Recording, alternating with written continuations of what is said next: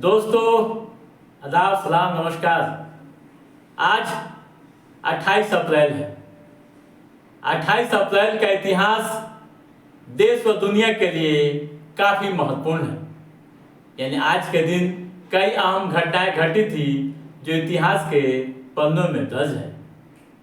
कई शख्सियतों का जन्म भी हुआ था तो कई की मौतें भी हुई थी जिन्हें दुनिया याद करती है। दोस्तों, आज की तारीख में दो तमाशाह का नाम जरूर लिया जाता है। एक का जन्म हुआ था तो दूसरे की अंत हुई थी। दोस्तों, सद्दाम हुसैन, आपने नाम जरूर सुना होगा या यूं कहें कि नाम ही काफ़ी है। खौफ इतना कि अमेरिकी भी एक समय में थर्रा गए थे। आप समझ सकते हैं उस हालात को, उस समय को जब सद्दाम हुसैन की तोती बोलती थी।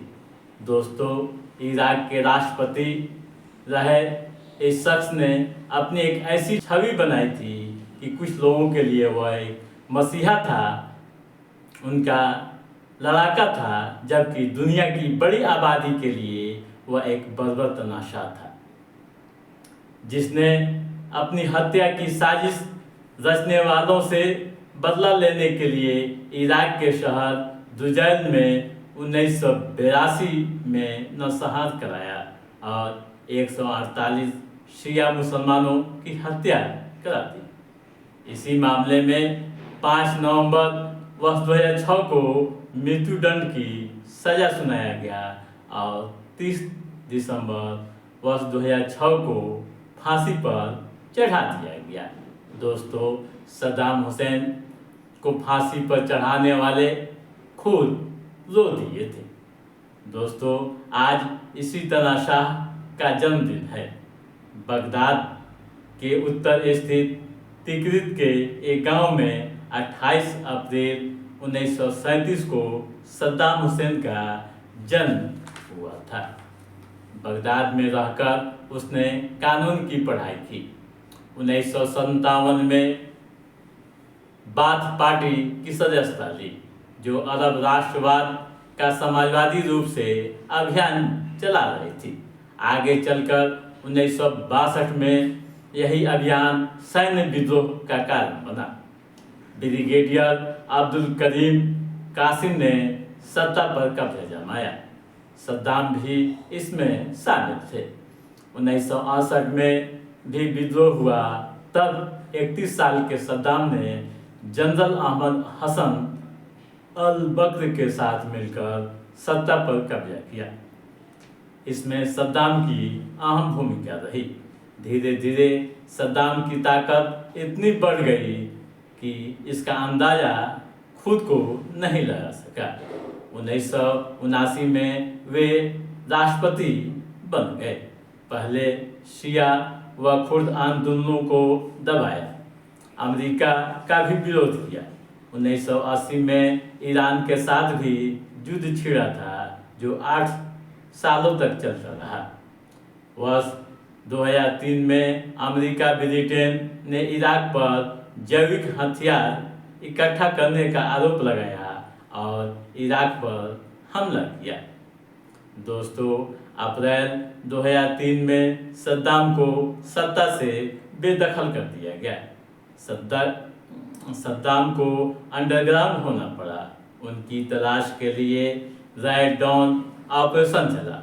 3 दिसंबर को बिगरित के नज़दीक अदतुर से सद्दाम को पकड़ लिया गया।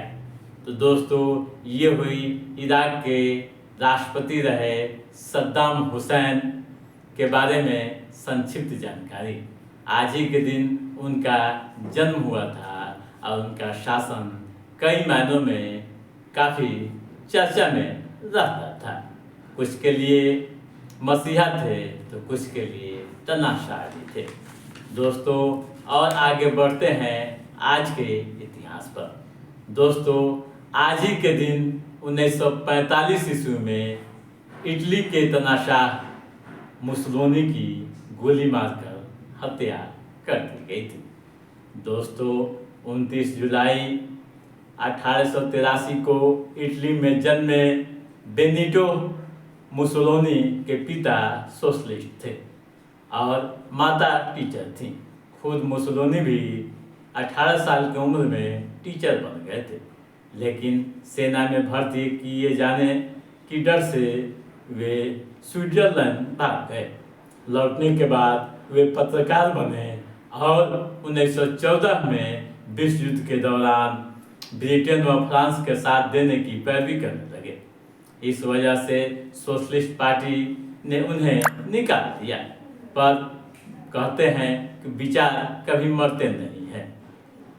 दोस्तों मुसोलिनी ने अपनी जैसी सोच रखने वाले के साथ मिलकर 1919 ईस्वी में नई राजनीतिक पार्टी फासी द कंबातिमेंटी बनाई।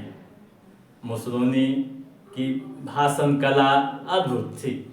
1922 में 30,000 लोगों के साथ लेकर तत्कालीन प्रधानमंत्री के इस्तीफे की मांग के साथ रोम पर चढ़ाई कर दी। सेना भी मुसोलिनी को रोक नहीं पाई।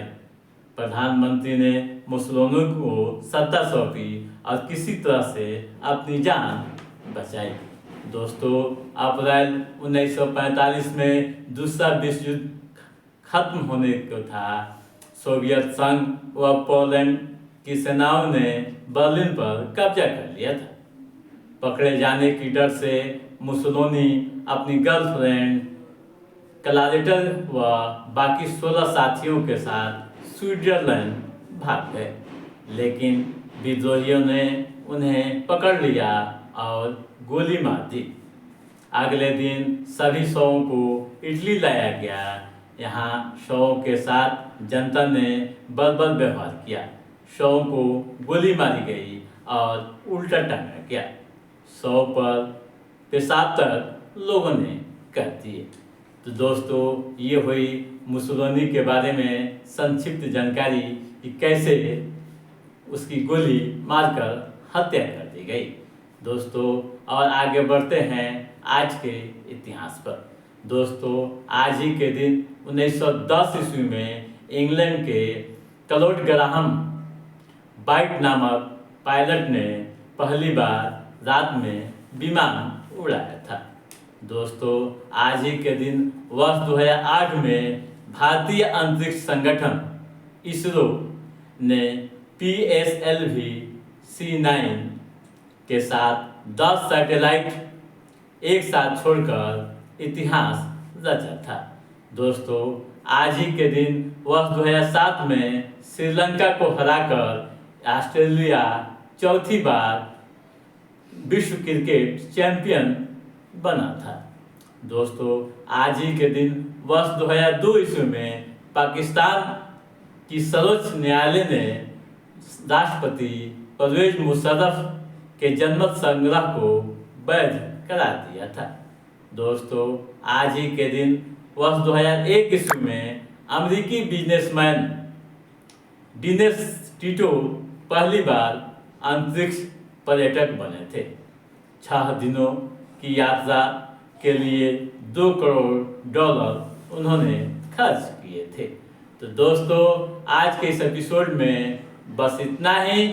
हमारा ये एपिसोड कैसा लगा आप लाइक और कमेंट करके हमें ज़रूर बताइएगा। यदि आपने हमारे चैनल को सब्सक्राइब नहीं किया है तो सब्सक्राइब भी कीजिएगा, ताकि ऐतिहासिक घटनाओं से संबंधित जो भी अप टू डेट है उसे हम समय समय पर आपके बीच पहुंचाते रहेंगे। तब तक आप अपने दोस्त को दीजिए इजाज़त। नमस्कार।